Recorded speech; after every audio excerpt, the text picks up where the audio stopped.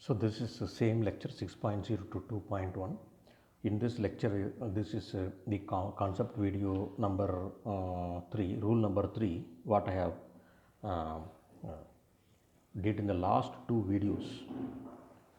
So in the last two videos, what I did, what we discussed rule 1.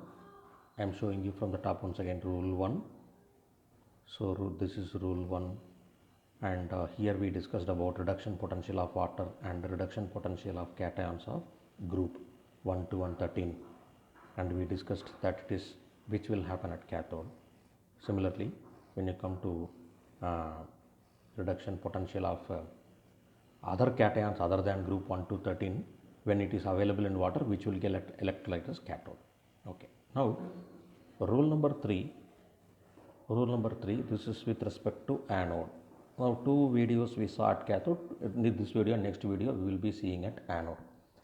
Now oxidation potential of water is always greater than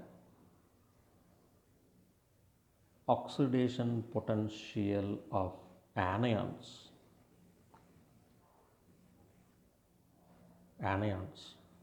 like F minus, SO3 2 minus, sulfite ion, fluoride ion, sulfate ion,